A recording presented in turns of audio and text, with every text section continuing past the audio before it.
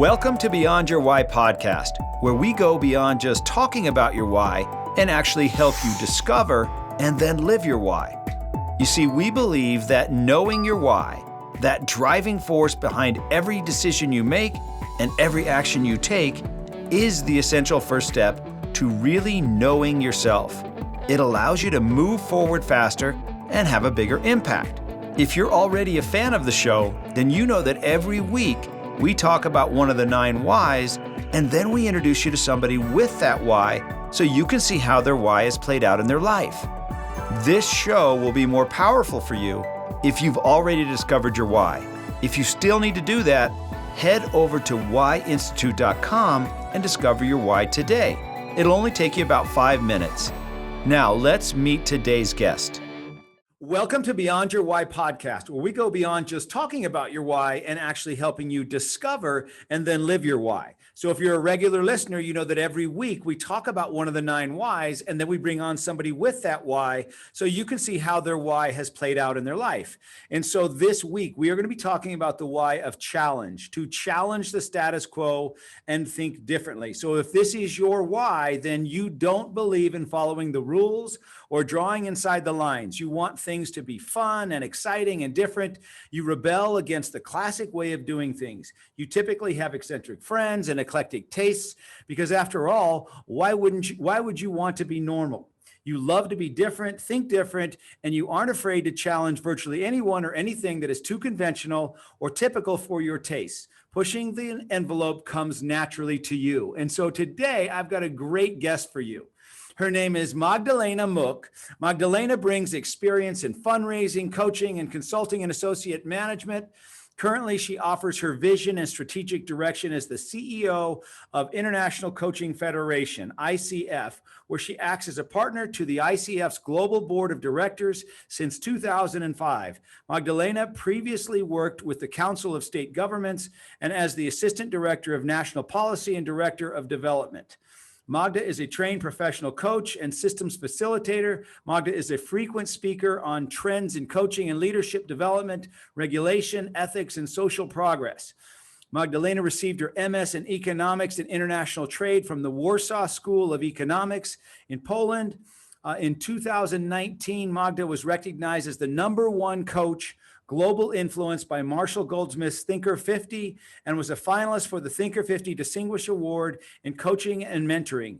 In 2021, she was recognized as a top 30 global gurus in organization culture. Magda, welcome to the podcast. Thank you, Gary. I'm very excited to be here. This is going to be fun. So anytime I get a chance to talk to somebody with your why, I know it's going to be fun. So take us back. Now, where did you grow up? Tell us a little bit about your childhood, where you grew up, and then how you ended up getting to the U.S., because I know you have a little bit of an accent. Just a little bit, yes. Yeah, I was born and raised in Poland. I lived in Poland until the age of 28. When I moved to the United States permanently, although I've been traveling the world. I studied in Copenhagen. I lived in Kuwait for a little while. Good 26 years ago, I did move to the United States. And it was part of a job situation, living in Poland at the time when the Iron Curtain went down, the Berlin Wall went down, and there was a time that the United States and especially USAID was putting quite a lot of resources into helping build Polish economy, and this is how I got my very first job. Still in college, I worked for Economic Research Service, and then because of that job, I frankly moved to the United States. Okay, so take us back to high school for you. What were you like in high school? Or should I say, what would your mother say you were like in high school? You don't want to talk to my mother about those years. They were not the most pleasant years for either of us. Well, I think I was always known in high school as well as a good friend, and I was always up for doing something. Get in a little trouble. I was very responsible. But yeah, already then I think I was just maybe not challenging, but testing certain boundaries that obviously existed for young people of the age that I was at that time. Did you like to follow the rules, or did you kind of like to create your own rules? Bending the rules was probably my specialty. And it was like, well, yes, but, or as I learned later with coaching, yes, and, could we do it a little bit differently? Really? Do we need to be back at 10? Can it be 10:30 maybe? So little testing of what's possible was probably already budding then, if not earlier.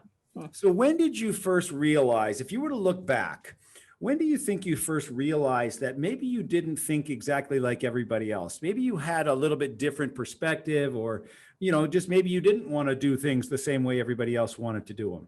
I was extremely lucky growing up in a family where critical thinking was the way that we did things. So I was never told by my mom or dad because I say so, or at least I don't remember, or, because I'm your mother, you're going to do it that way. It was always like, okay, why do you want to do it differently? Or why, what's preventing you from doing exactly what I ask you to do? So I don't think it was a very quick realization, because for me, that was a norm to have a conversation. I didn't necessarily look at it as rebellion. It was like, man, I'm just asking questions. We're having a conversation. Again, that's why you don't want to talk to my mom about the high school age. Maybe we need to find her. But I think, and also later in college, I was extremely lucky to have professors and teachers who were encouraging a little bit of that different way of looking at things. Or, okay, here's the problem. How are we gonna solve it? So I think maybe it was later when I started actually working when some things came with, and this is how we do things. And I was like, why? Quite doesn't make sense. Of course, the next realization was, if I don't think it makes sense, what does make sense to me? I need to have a good plan to offer in place of what I considered not being the best solution available. So what did your parents think maybe you should do with your life, or where you should go versus where you ended up going? Actually, I definitely owe it to my dad that I ended up where I ended up, because I had some very entertaining ideas about what I want to do in life. Wonderful memory, but my best friend in high school, her parents were archaeologists. So every summer I would go for at least a month on the dig, and it was just awesome. It was absolutely fantastic. And what do you know? I wanted to be an archaeologist, right? Until this friend's dad sat me down saying, you realize that there are many archaeologists and very few sites that are actually being explored, right? And it was like, okay, so maybe that's not the best idea. And then I had a couple of other phenomenal ideas of that nature as well. So frankly, by the time that I needed to make a choice for college, I wasn't so sure.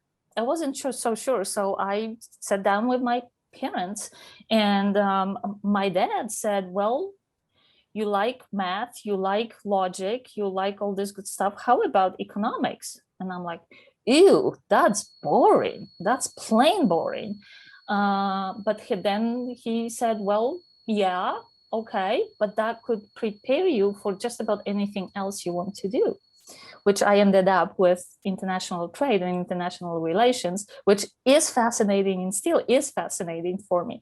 So of course, at that age, you don't want to agree with your parents. So I think I put some fight, but ultimately decided to pursue that line of education anyway. Okay, so you're graduated now from Warsaw School of Economics in Poland. Your first job was what? That depends what we're talking about, because I was, working, the archaeological digs was probably my first work. I was paid for being a helper on a camp. And I did some, odd jobs through college, of course. But first real job, I also did this degree in Copenhagen on international management and consulting. So my very first job was the project manager for the Economic Research Service of the U.S. Department of Agriculture. Wow. Who would have guessed that, huh? Nuh-uh. No. How'd you like it? I loved it because first of all, I had quite a lot of autonomy being a challenger. So quite a lot of autonomy. It was not lost on me that my bosses were in Washington, D.C. and I was in Warsaw, Poland. And that allowed me, they also were really open for me to offer ideas because of my knowledge of a Polish situation and marketplace, and just help design ways of implementing this assistance programs in a best way so they became sustainable and long lasting. I had great colleagues to work with. I had quite a nice support group coming from my employers. So yeah, I thought it was very, very fun. Okay, and so from there, you went to what? Tell us your next step, and then how did you end up getting into coaching? Because were you a coach first before you got involved with ICF? No, just it was the other way around. So after the Economic Research Service, I actually joined forces with the Council of State Governments, which is a not-for-profit organization that represents all three branches of U.S. State level government. And I enter that space through my connections, if you will, with the U.S. federal government, because CSG at this point was administering a program merging the expertise in environmental sciences on the state side with the needs of Southeast Asia. Mm-hmm. And I used to work with USAID a lot, so that was a nice conduit, if you will, for me to find that job with CSG. And then I moved in different positions within CSG. But my first love, I guess, always been international anything. So this is how I ended up with coaching, and it was because International Coaching Federation at that point was looking for the assistant executive director, and in particular the interest was in somebody with international expertise. So here I came to ICF, and I was familiar with coaching, but only by hearing about it, reading about it, being somewhat interested in it. And then through ICF first, my first direct experience with coaching was to have a coach, which honestly I recommend to anybody and everybody, because it was very impactful for me to work with a coach. And ultimately I became trained as a coach and assistance facilitator. So your first coach, was it mainly to get you to understand what it's like to have a coach, or was it something that you were working on and this coach came along and helped you reach that next level? I think it was a little bit of both, because as any executive in any organization, you always have a long list of things you need to do. And at that point, we were really trying to grow ICF as an organization. When I first joined, ICF had about 8,000 members. We were becoming more global. By now we have 45,000 members. So there was a way to go, right? And I think that the leaders of the organization always had the belief that this is a profession to grow. So yeah, I needed some support from a coach to help me chart that territory. But at the same time, I thought it was only appropriate for me to be an executive for the coaching organization to know what coaching is, how coaching is done, and what impact coaching has on an individual utilizing that service.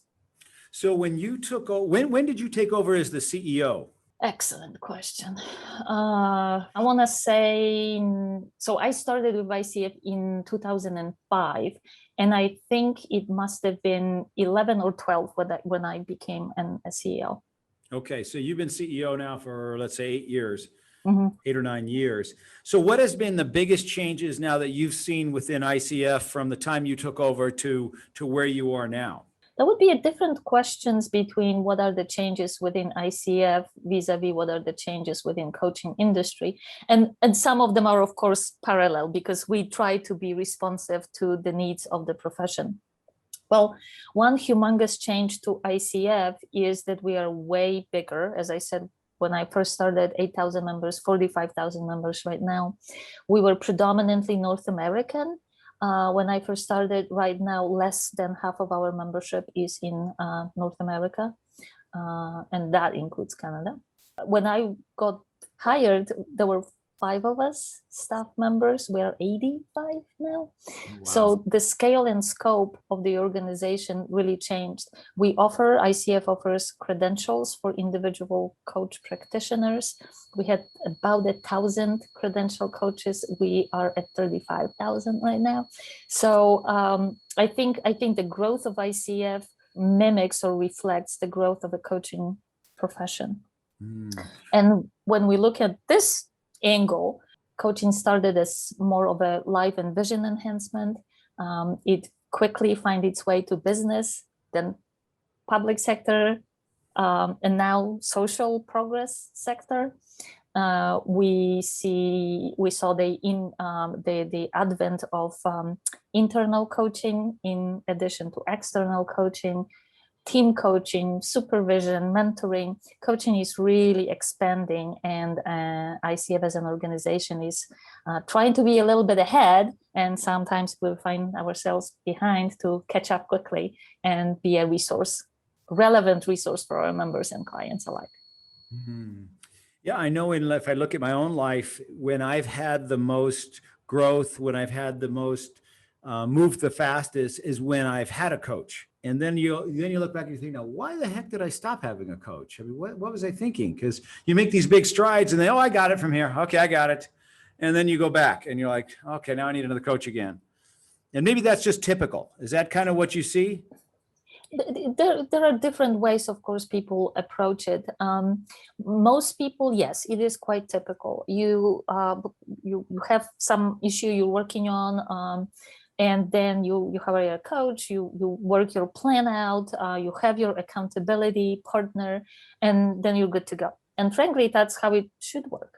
But then you may come into yet another opportunity or a hurdle that you may need that very independent, very non-biased mirror to help you work through these issues and help you find the best solution for you. From the perspective of a coaching profession, we also think that it's healthy to have that separation, because otherwise you may develop certain level of dependency, and that's not good for either party. Having said that, there are many coaches who have clients for years and years and years, and they may not hear from them for a year or two. But then when they call, it's like, okay, let's do it. Or recently, fairly fast growing trend, it's the laser coaching. So say you and I work in a coaching relationship for some time, and we are not in a general, coaching relationship anymore. But once every blue moon, I call you saying, listen, in 30 minutes, I have to answer this email and I have no idea what to say. Would you help me go through it? So this is very specific, very focused, and less of a traditional cadence of the coaching session or coaching relation. So for the listeners, what's the difference between a coach, a consultant, and a mentor? We still hear this question fairly frequently, which I thank you for that, because hopefully we can help some people. Coaching is defined by ICF as a partnering relationship in a thought-provoking manner that allows an individual to reach their highest professional and personal potential. That term partnership is really important in here. There is no hierarchy here who's more important, if you will. And the coach, being an expert in coaching process, is not an expert necessarily in a field that the client represents, or certainly her or his life. Typically with the consulting engagement, you bring a specialist who is coming, assessing the issue, giving you their solution, and they leave. Coach helps you build that roadmap from where you are to where you want to be, and then stays with you for some time as an accountability partner to make sure that you're actually doing it. We all heard about even best consultants, leaving behind certain reports that never, ever left that shelf, ever again and only collected dust, right? And with mentoring, very important modality, I think, but it is a different relationship. Typically, there is this more experienced expert colleague who shares her or his experiences, advice with the person who is still finding their way in their profession. Coach does not give advice. Coach does not tell you what to do. Coach may share knowledge they have, absolutely, but coach is more of a partner and catalyzer for a client to find answers to their solutions. So what is it that qualifies somebody to be a coach? One has to be trained. ICF is the standard setting organization in coaching profession, and our primary base is, of course, our definition of coaching, but also the core coaching competencies. And one of them is ethics. So also code of ethics, very important part of our offering. So in order to be a professional coach, one needs to be trained in this coaching process and the competencies. It is true that coaching is not regulated, so anybody can call themselves a coach. We started using on purpose a term professional coach to distinguish a little bit from people. This is a fashionable name these days. So a little bit of an advice to our listeners to always ask about training, credentials, belonging to professional body before you make a hiring decision. Yeah, it really does make a difference because you don't know what you're getting. Of course, it's that way with any profession, any business. You really don't know. And coaching is pretty new, right? When did coaching really kind of become in vogue? Some say that it comes from ancient Greece, but leaving that aside, just thinking about ICF as an organization and some of our sister organizations, we're talking mid-90s. Where ICF itself was created in 1995. So that was the time when coaching started taking some position in the marketplace and started making some waves, if you will. So yeah, it is a young profession, and as you said, sometimes when we're hiring any professional, we need to do due diligence, and that's true. However, say you hiring a lawyer or a doctor, you know that they finished their training. Otherwise, they wouldn't be a lawyer or a doctor, practicing lawyer, doctor. With coaching, it's not necessarily that way. So ICF requires individuals to be coach trained before they are even eligible to be members. So when you look back and you think about the first time you heard somebody say, "Hey, I'm a coach," what did you think?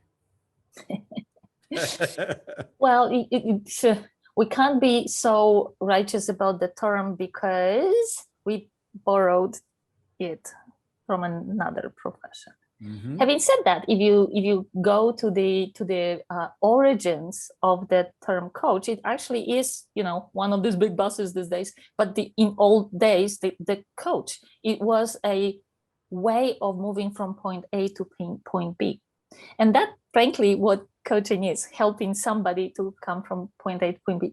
For the longest time, at my early years with ICF, we very frequently, when somebody would say coach, they would be like, "Oh, what discipline? Like sports?"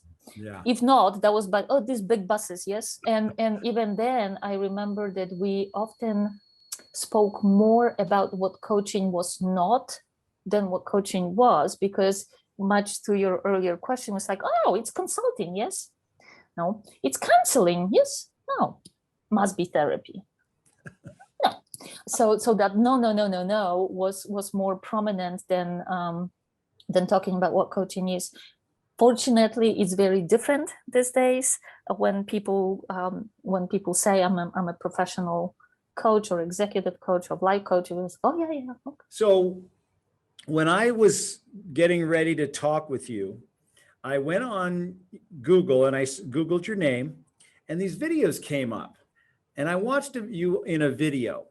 And so I knew that your why was challenge, and typically challenge people are more expressive and want to have fun. And I saw a couple of videos of you and you were very serious. It looked like, yeah, it was during, it might've been at the beginning of the pandemic. And so then I started to think, it doesn't seem like she's as free and fun as I was expecting. But then when we've got on the call here today, I've seen the real side of you come forward. And so, well, there is certain responsibility, of course, being the CEO of the very large organization.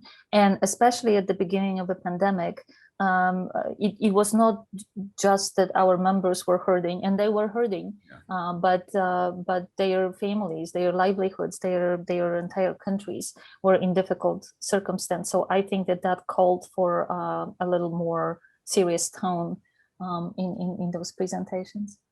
Yeah, and but I'm glad we got a chance to talk ahead of time so that I got to confirm that. And so, yeah, you're definitely, are you able to, in regular day, in a typical day, are you able to challenge things? Are you able to bring that fun? Are you able to bring that excitement, that possibilities, imagining things that we can do, build on what we've been doing, not play by the rules, not fit into the mold? Has that been, have you been able to live that as the CEO? Yes, and I owe it to two things. One is the board of directors, so the leadership of the organization. As you can imagine, for coaches, that challenging status quo is not an unusual things, right? And second, that I have a very talented team that is very willing to play that way. Many of us believe that the first idea, it may still be the best idea, but we have to challenge and poke around it just to be sure that we took things into consideration, that we are looking at things through an unusual lens. That is only way to come to the best solution, or to the level of execution that we are willing and able to do.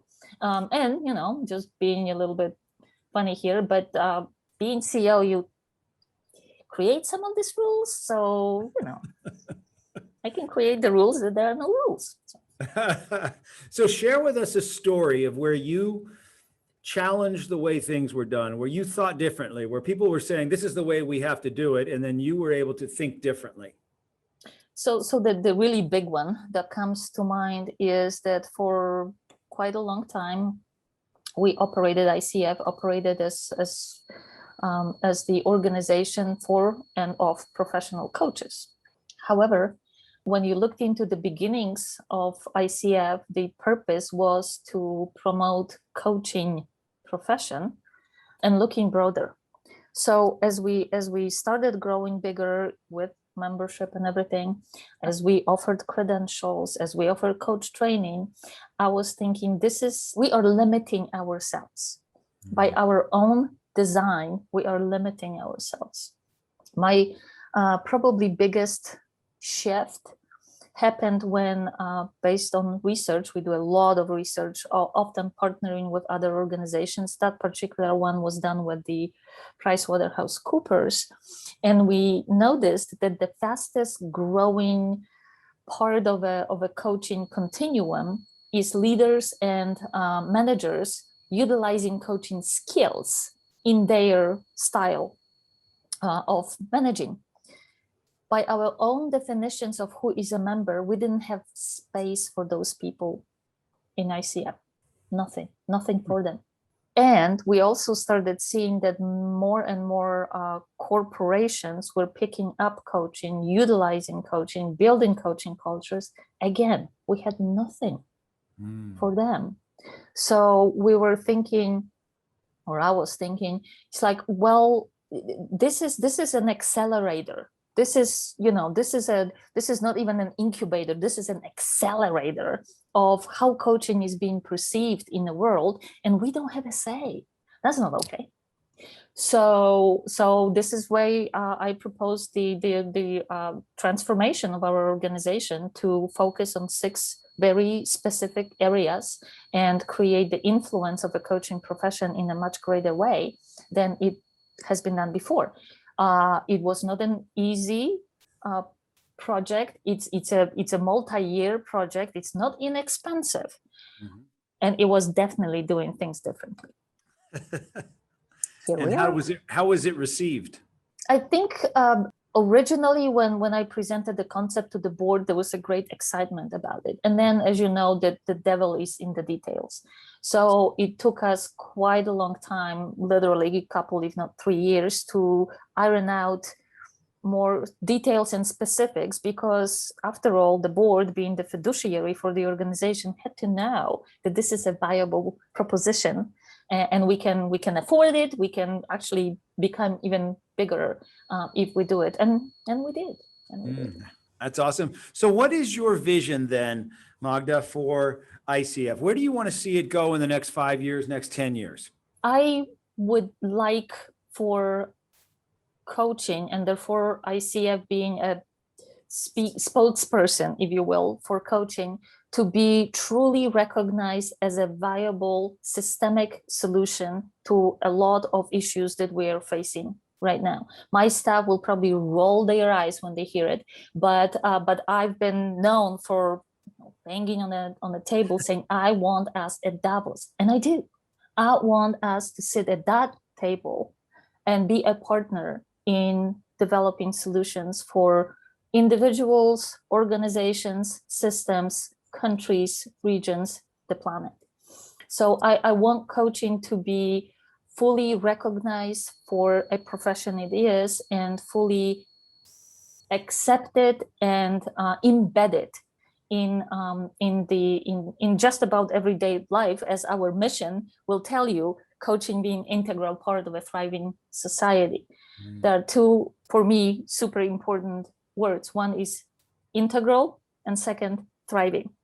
So it is, in my opinion, coaching is a tremendous opportunity for people to become their best selves, and the best is defined by them.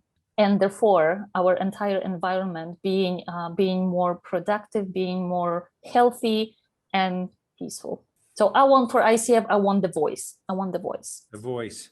So why do you think coaching has been so effective? What do you think it is about coaching that makes it so viable, makes it so useful? There is a lot of research from the neuroscience perspective that would tell you a lot around that. And I am not a neuroscientist, so I will not even pretend that I can tell you more about it. But there are certain brain chemistries that are explaining how coaching works. But I think that ultimately we know from psychology and other research that when we're told what to do, we almost immediately don't like that idea. And either quietly or otherwise, we try to do something different or not to do it, passive aggressive. So coaching gives the voice to a person. Coaching invites the voice of the person and allows her or him to try to find the way that only they know is best, with a challenge, with the nudge, with support, whatever may be needed.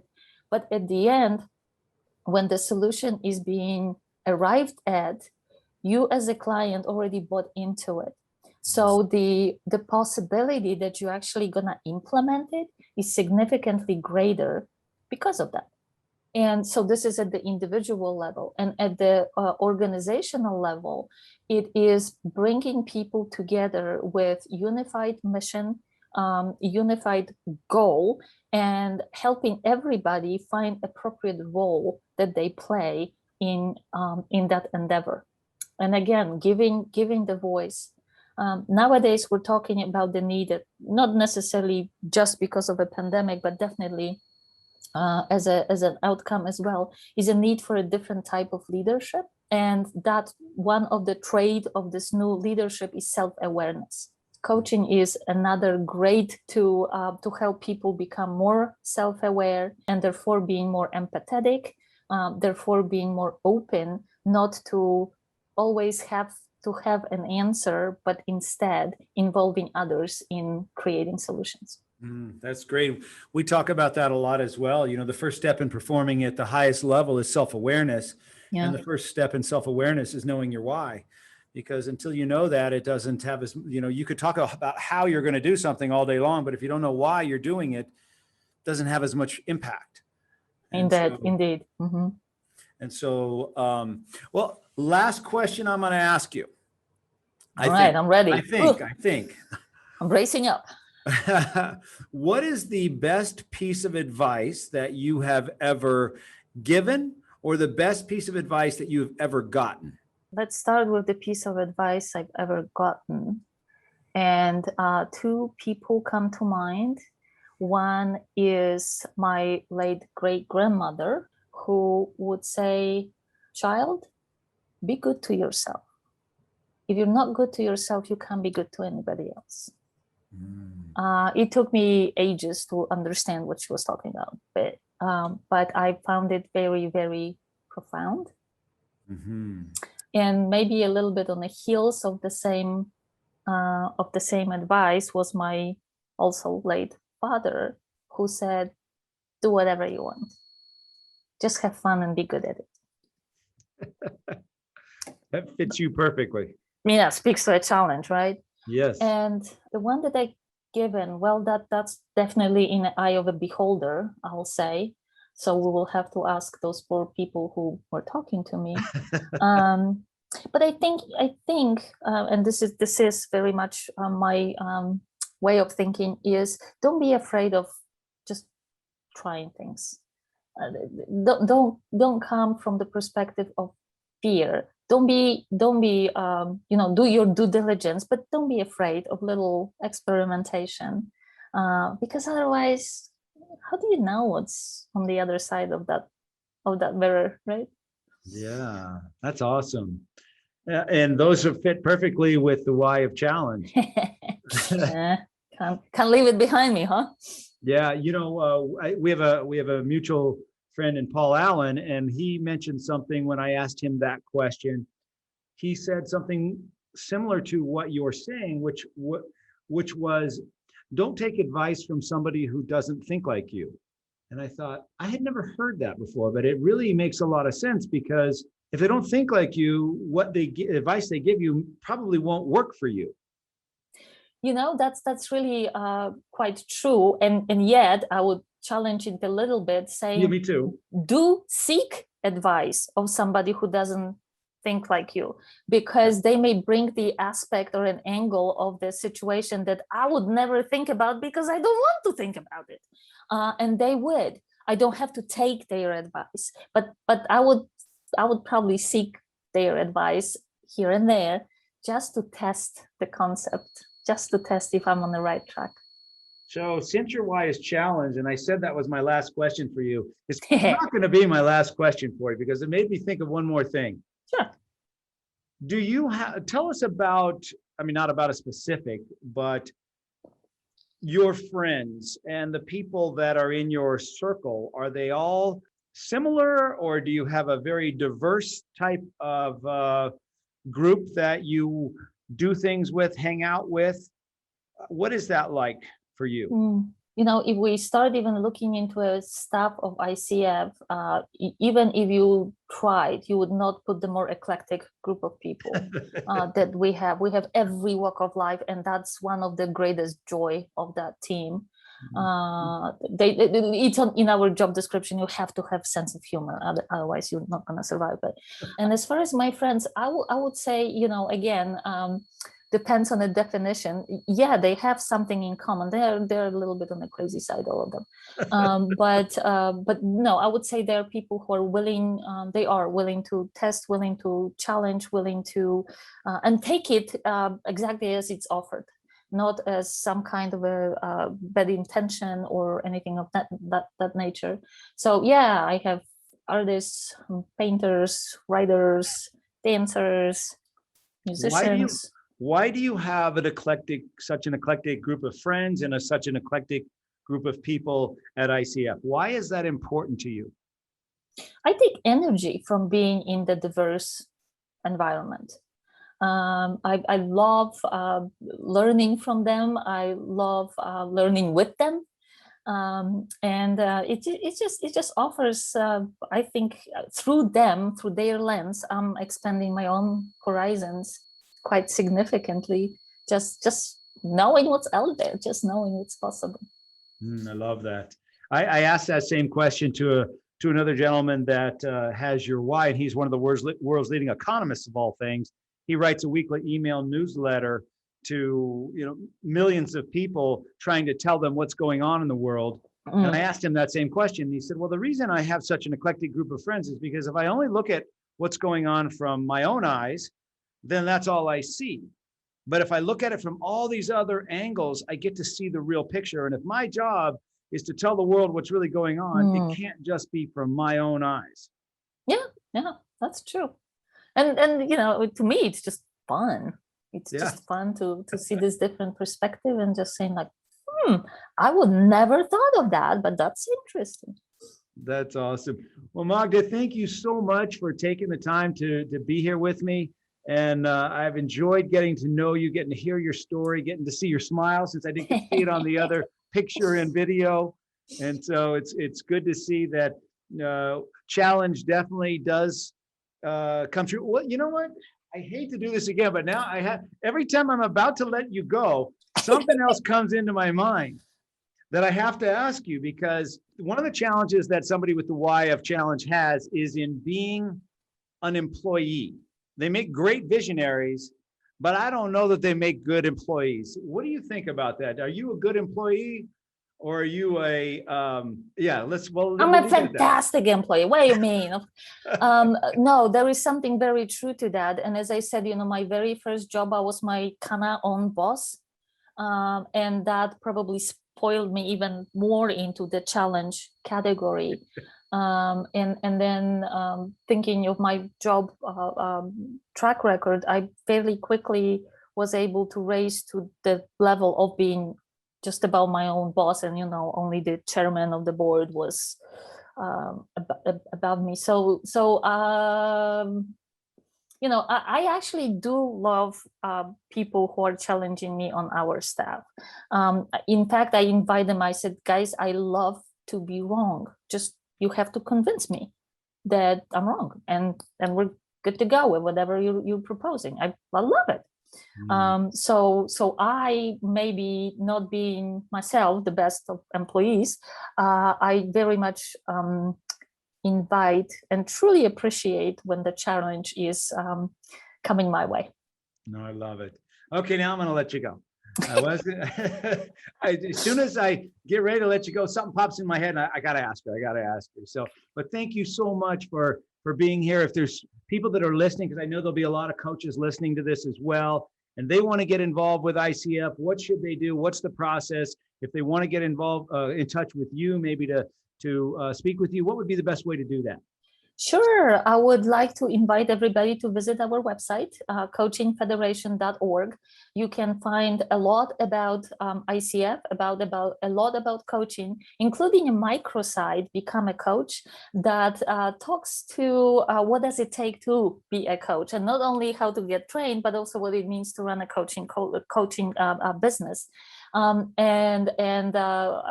they can learn about different aspects of coaching, and same for the clients. We do have the coach referral service, Credential Coach Finder, it's called. So if somebody is looking to engage a coach, they can also read about what to expect from a coaching conversation. And last but not least, they can definitely find my email. It's very conspicuous, magda.mook@coachingfederation.org.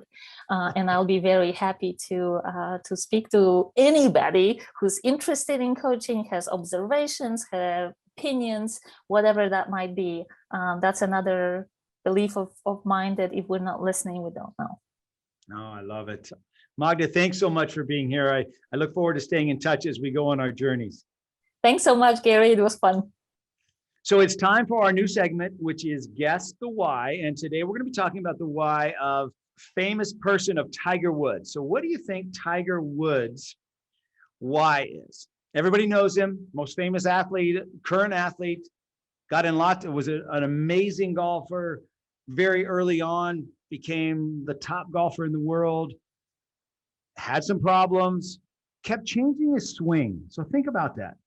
He kept changing his swing. And there's a lot of people that say that if Tiger Woods had just kept his original swing, the one he got to number one with, the one that he won so many tournaments, so many majors with, then he went and tried to make it better. And he made it better, he thought. And then he tried to make it better again. And multiple times in his career, he changed his swing in an effort to make it better. And then he ended up getting hurt. And then he had all the marital issues. Maybe that was looking for a better way. And now he's trying to come back, and he's always, he's having a lot of problems right now with his health. And he just had that car wreck. So what do you think his why is? I believe his why is to find a better way and share it. That's what I believe. I believe he's always in search of a better way. And that can get people like myself in trouble if we're always looking for a better way. And so I want to thank you for listening. If you've not yet discovered your why, make sure you go to whyinstitute.com. You can use the code podcast50 to do it at half price.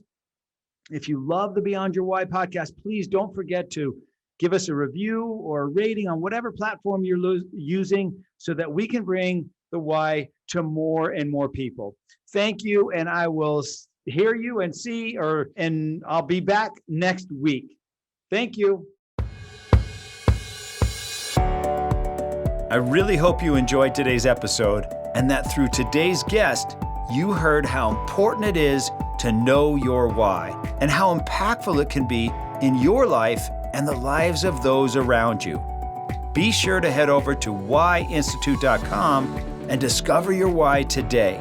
Remember, the more you know about yourself, the more you'll know about others. I'm Dr. Gary Sanchez, and I'll see you on the next episode.